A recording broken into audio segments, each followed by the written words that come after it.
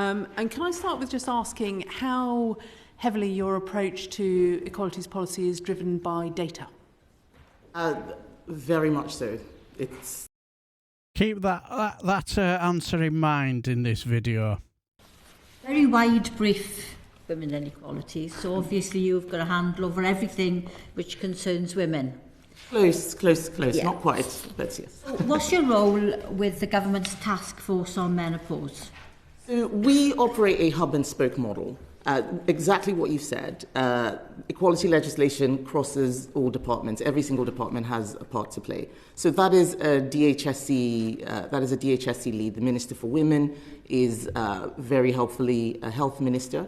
So I don't have a direct role. What the hub does is make sure that the principles with which policy is being done are correct according to our data, and we can support them where we can. So you personally have taken no interest at all in the task force, the government's own menopause task force? It's being led by health. I could take a part in every single task force that touched equality, but I would not have. Okay, so I'll go back to I would not be able to cover. So I'll go back to my original question and say that you have responsibility for women right across the social policy spectrum. And menopause is not just a health issue. So why are you not playing a more active role in guiding the government on menopause policy across every section of social policy? Because that's a good question, isn't it, really? You are Women and Equality Minister, aren't you? That is not the way that the Equality Hub works, and that's not the way that I think is best to push that policy forward. Having me join task forces is not how we will get... Sorry, I'd like to finish answering the question. Having me join task forces is not the best use of Secretary of State. We have looked at this... No waste of your time, because we haven't met since last June, so you'd have plenty of time to review So stuff. we have a hub and spoke model, and what the hub and spoke model is about providing data. It is not for me to carry out health policy because it's for women. Women are 50% of the population. There is no single minister who can do everything. What we do is support other departments that hold the levers, whether it's on women's health, women's employment, women's education, and so on. So you're helping with women's health. That's brilliant. So what plans or what work are you doing to make sure that women over 50 can stay and get into work? So making sure that women over 50 stay in work is not a menopause issue alone. I wouldn't even say it was a menopause issue primarily. It does have an impact, but we're seeing severe changes in the labour market across all people, both men and women over 50. So actually that's something that I would look at as business secretary, looking at the policies that we're putting in place around labour market shortages. That's a role that I've picked up only in the last couple of weeks. I know that there is a directorate that looks at that. But I wouldn't start labour market shortages with the menopause. I didn't say labour market shortages. I said women in employment. 1 in 10 it's a labour women, market. It's a labour market issue. Women leave the workforce because of menopause. 4 in 10 women reduce their hours because of menopause. 68% of women do not seek promotion because of menopause. Isn't that an issue that troubles you, Minister? Don't you think that you have a role to play there? It is an issue, but there is quite a lot of work that's being done. You asked about my own personal activity there. There is quite a lot of work that is being done. DWP leads on some of that. I know that they're hiring a disability champion. There was a menopause employment champion. Menopause is not disability. No, I know. I corrected myself. They're appointing a menopause employment champion. They also are doing lots of work around guidance. We had an independent government report. But the menopause is not a new issue, and it's not something that we're going to solve by creating lots of task forces. It requires a change of culture. Government has some part to play, employers do, but if what you are referring to are the actions that the Select Committee put forward in terms of dealing with this, I just don't think that they would work. So we disagree, and it's all in the response which we provided. I wouldn't be asking the question if it was in the response. I think the committee should provide you with the response which... response. I'm asking you the question. So, for instance, why would you not consider... We did consider as a special characteristic. Why? But you didn't give it for many reasons. Yeah, but why? Carolyn, I need to answer the question. Please don't barrack me. We have so many things that people ask for protected characteristics. Carers, single people, having ginger hair. being short. Really? We have all sorts of things that people ask for as protected characteristics.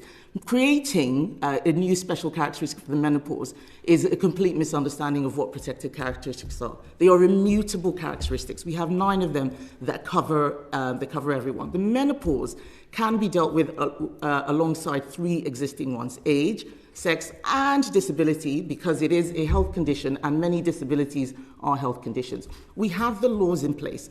The reason why it's not a good idea is because we spend a lot of time doing these process and legalistic things. We'll make it a protected characteristic, but nothing will happen. It is not a good idea. I'm very sorry, but I just disagree. It's not a good idea. It sounds like a nice idea, but that is not how the Equality Act works.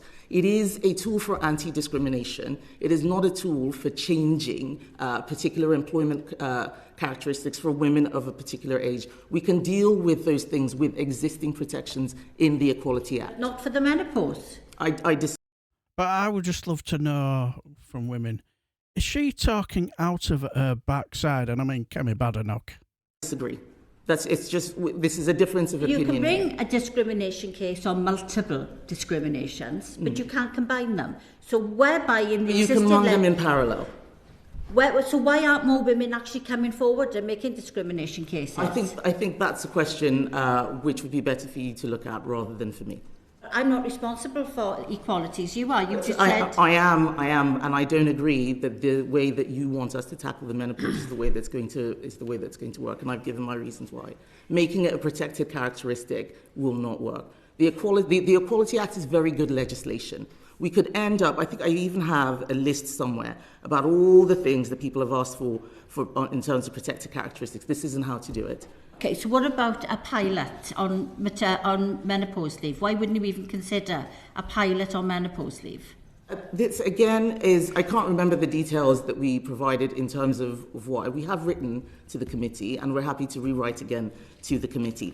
Carrying out a pilot doesn't need the government to do this. Anyone can carry out a pilot. We spend so much time creating lots of new work for government to do. We spread our attention so thinly, and then we miss things. That's not how I think that we will tackle this. There's already lots of good work that people are doing on the menopause. We think that there have been recommendations which we did accept. We think that there's a lot of good work that's happening in DWP, and I'm very happy to support them in doing that. But making it a protected characteristic, I don't think we should do. So you talk about DWP and the emphasis of getting women over 50 into work. So these menopause champions, is it? You're going to something employment champions, menopause employment champions. Where are they? I believe that the Minister for Employment is looking into appointing someone, and that will be announced in Parliament very shortly. That's not a waste of time then, is it? So we're doing all these different things all across government, but a menopause champion is not a waste of time, but women having a pilot on menopause leave is. That is something which would require far more resources than encouraging employers and in terms of changing their work culture and demonstrating where the guidance is and lessons learned. We don't need government to do. I think this is a philosophical perspective that we're arguing over. We can go over it from time, till time ends. You are speaking from a left-wing perspective on creating something. I am speaking from a centre-right perspective. I do not think. I'm sorry. Well, I do. I think that it influences the approach that you take. I do not think creating another pilot on more leave is what is going to help women who have the menopause. If I could just let the Secretary of State know that I didn't personally write the report from the committee, and it's a politically mixed committee, so my politics have absolutely nothing to do with that. But I don't think that the approach that you're taking is one that a centre-right government would take as. Pardon me? The committee's left-wing. The committee is not responsible for policy, Carolyn. I am, and I have said that I don't think this is the right way. The committee is responsible for scrutiny. I'm very, very welcoming to suggestions, many of which we've taken up. This is not one of them. But we didn't take many up, did you, from the menopause report? Do you know what you did take up? There are many actions which the committee will recommend, which we will take. There are many that we won't take. It is my job to create the policy, and it is your job to do this. Minister, I thank you. I think your commitment to women has been displayed quite adequately this afternoon. No, I think what you're talking about is a disagreement. No, pardon me, I will respond to that. We're free to have disagreements on how to deal with the menopause, but that in and of itself is... Look at them behind her. They're looking at her as if to say, you're a f***ing idiot, aren't you? That in and of itself is not a display of my commitment to women. I think women know exactly how committed I am to women's rights. We have a policy difference, and I'm sorry that we do, but I won't have my commitment questioned. Ask around the policy difference. And Carolyn has highlighted this committee's work on looking at menopause as a protected characteristic. You two clearly have a policy difference on that. One of you thinks that it should be, one of you doesn't.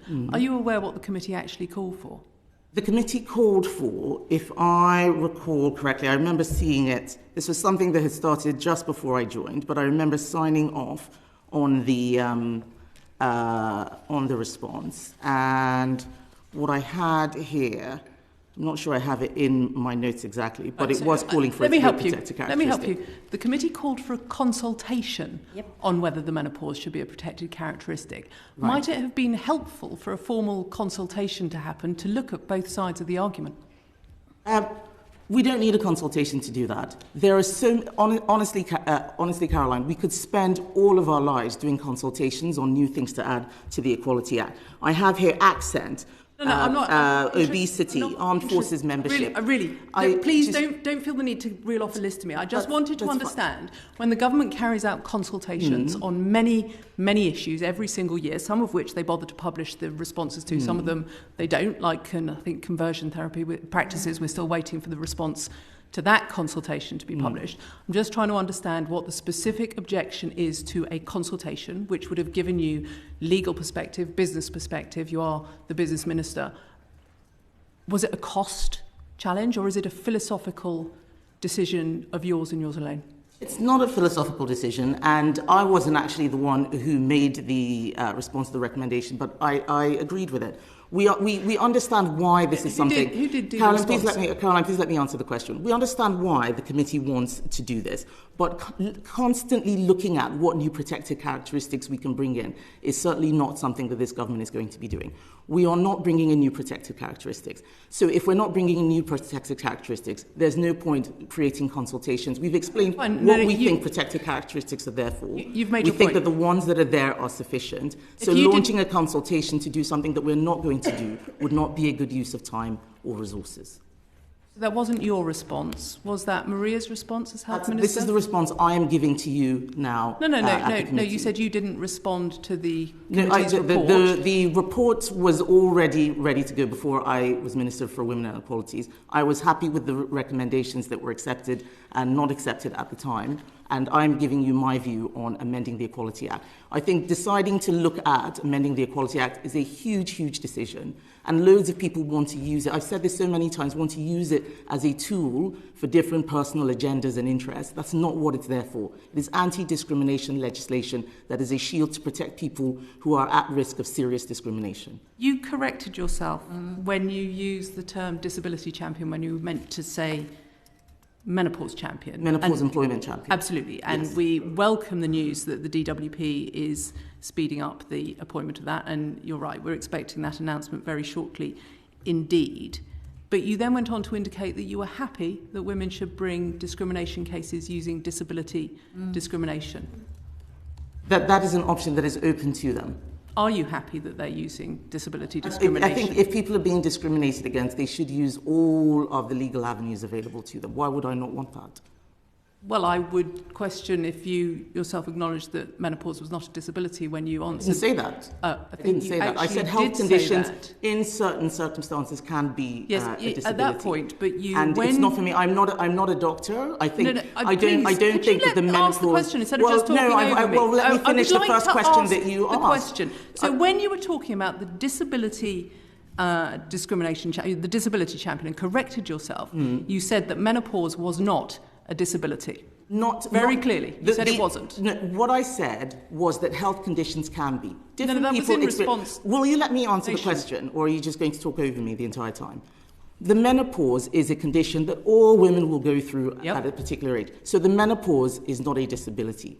However, a particular woman's experience of the menopause, which can be a health condition, can be so extreme as to qualify for a disability. That's how disability legislation works, that if you are impaired to a significant degree, you can be classified as that. That is what I mean, and I haven't said anything contrary to that. Please don't put words in my mouth. I didn't. I repeated your words back at you. So you're content that women should continue to have to use disability discrimination? That is what I said right at the beginning of the question, that you can Caroline, do did you want to so on age or sex or disability. There are 3 protected characteristics that will allow looking at this issue, so we don't need a new one. And can I start with just asking how heavily your approach to equalities policy is driven by data? Very much so. Wow. That is just absolutely mental. She is off her chomp, isn't she? Wow. Oh, before I forget, have a fantastic weekend as well, and probably see you Monday and take care.